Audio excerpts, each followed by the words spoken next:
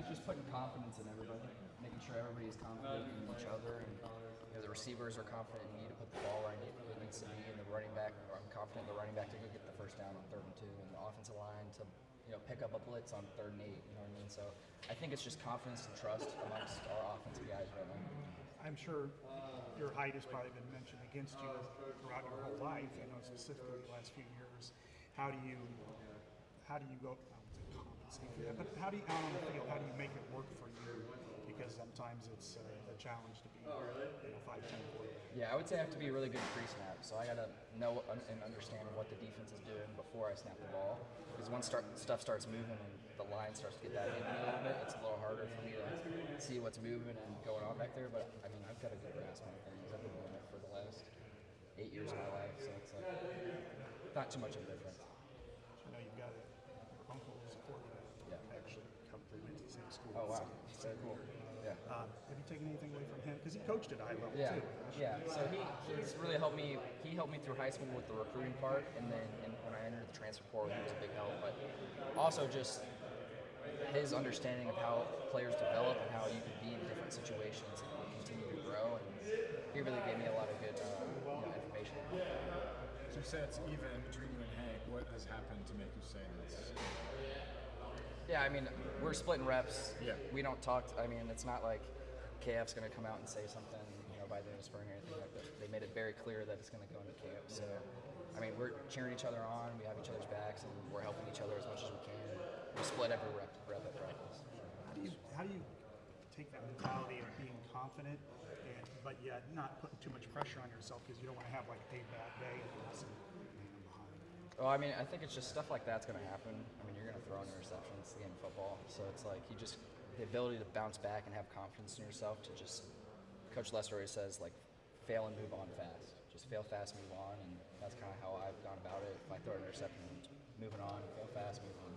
What are some ways that you're able to maybe block out the noise or the mental side of being in a position battle, maybe off the field more so on the field? Yeah, I mean, I don't have Twitter on my phone. I told my parents don't go on Twitter, don't text me anything. All my family, I'm like, do not do all that. So I kind of just stay in my lane there and do my own thing. So I don't tend to go on social media too much. Just kind of stay in the zone, study, stay in here, don't leave the building, stuff like that. Did you have fun at the Luke Combs concert last week? I did. It was a great time. Yeah, it was a really good time. What have you seen from your running backs so far this spring?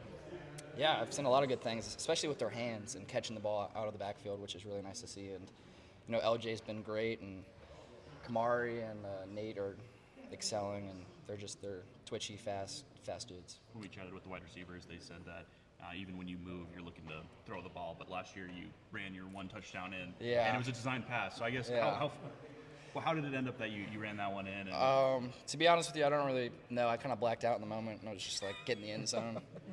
So it was.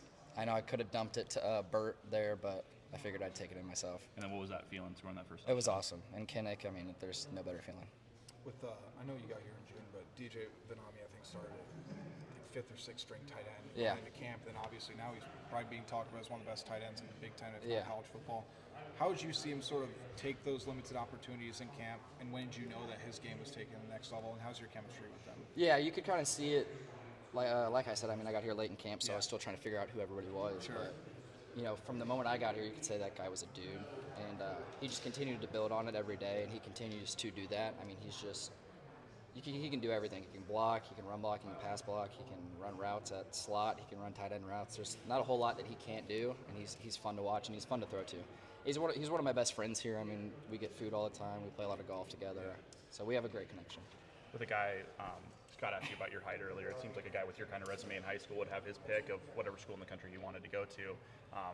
How did you use your height and maybe being a little bit under-recruited for your resume be a chip on your shoulder and a motivation? Yeah, I mean, it's kind of like, my senior year, I was committed to Wake Forest. My junior year, I had four offers in high school, one Power 4 offer, and that was Wake Forest. And it was kind of always just like, why am I not getting more stuff? I led 7A in passing for 2 years.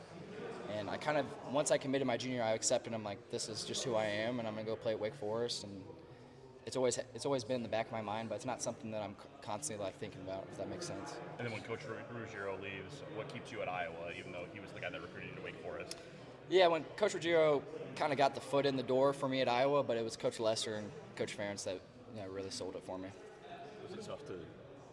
That relationship doesn't end, but this is probably your first off season or stretch since like sophomore or junior year that Coach Warren hasn't been there. Was that just conversation of like when it's probably inevitable he's going to go find another job? What did you think about following him, or just how did that? Yeah, so no, when I came here, I knew he was only going to be a 1-year deal for him, just to kind of figure out what he was going to do next, and he told me that, and I knew that, and I came here for 4 years, not for 1 year, and to follow Coach R, and all the best to him, and I know he's doing great at Virginia Tech, but my goal is to be here for the next 3 years. What was it about him that connected you aside from your power forward? Yeah, he's a smart guy. The way he does everything, he's just one of the smartest guys I know, and Coach Lesser can attest to that. But he was really invested in me in high school, and I was supposed to be the guy at Wake for 4 years, and stuff didn't work out there, so asked him for some help here, and he got me over here.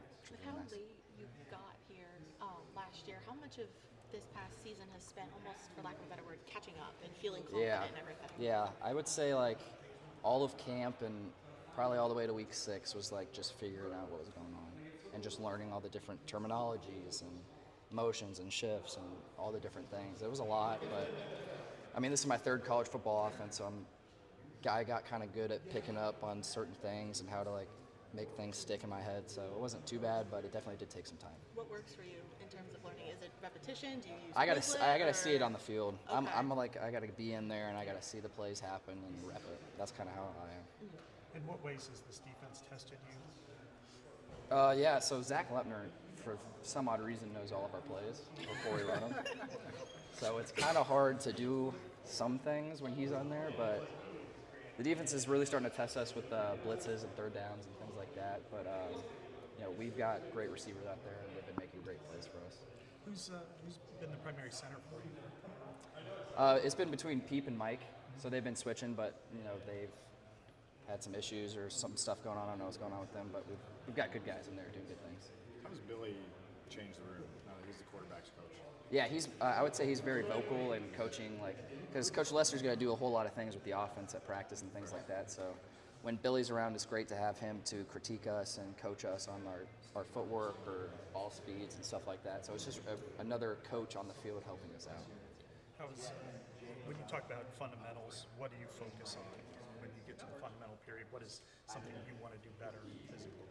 Yeah, I would say for me it's my timing, because I got to be a little sped up and stuff like that, which is not terrible, but it's something I need to work on, and I've been working on it. I feel like I'm in a good spot right now with all my things.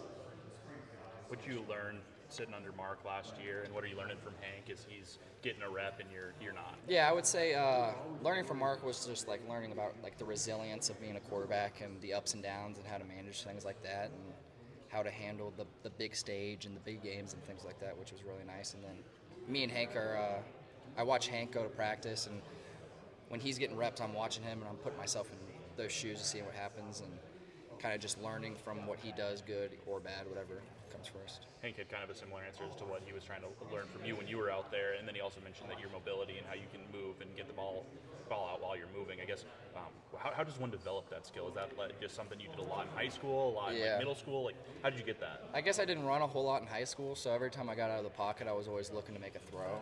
So I guess it kind of just transferred over to college. I mean, I can run, I can use my legs and stuff like that, but I'd rather push it down the field and get a big play. Leadership's something that really can't be forced. I know there's a lot of eyes on the quarterback wants to galvanize and rally the offense. How do you kind of emerge as a natural leader, and how have you kind of gone about trying to do so over the last, I would say, since you got here, basically? Yeah, I would say it's just having confidence in yourself and, walking in the building not shy and not scared. And I feel like I've kind of established myself as a lead by example guy, but I get on people when they're doing like the wrong thing or something's not going right. So I feel like it's just confidence in your abilities and the person that you are. Where have you seen your confidence grow over the last year? I would say when we got into the bowl prep last year, it really started to take off just because I was super comfortable with the offense. And then into spring ball, obviously, I'm making good plays and I'm super comfortable where I'm at in the offense. How much does that help when it's like, okay, you've seen it start to click at this point, and now it's just a matter of continuing that pattern? Yeah, I mean, wait, can you repeat that one more time, sorry? How does it help when you feel it start to click, and it's a matter of continuing that pattern? Yeah, I mean, it's a good feeling, but you don't want to ever get too high or too low. So you kind of just want to keep a steady pace, but obviously you want to have confidence at the quarterback position to make any throw possible. So it's kind of like almost a wave, but it's not too high, not too low. You're kind of trying to stay steady, if Almost that makes like a sense. little wake. Yeah. Little itty bitty tidal one. wave, yeah. On that note, Favorite play of the spring so far that you made? Oh, gosh. I would say so far, off the top of my head, I threw a whole shot to Reese Vandersee yesterday on the sideline.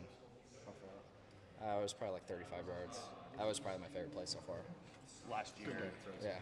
last year after the Indiana game, that bye week, we got Tim Lester on a Wednesday, I think it was, and you had just had like a really good day of practice right before he came to talk to us, and he kind of played coy with us, and then the next time we got him during the next bye week, he kind of let us know that you had a really good day of practice. Are you aware of that? Like, oh, I nailed that practice. And what are you like walking out of the building after a practice like that? Yeah, I think after a practice, there's definitely like you're feeling high, you're feeling low, but I always tell myself it's never as good as you think and it's never as bad as you think. So I try to stay level-headed until I watch the practice and I get with Coach Lester like the next day and we watch it and stuff like that. But there is definitely a feeling of like, okay, I just had a good practice, or okay, I need to work on some things.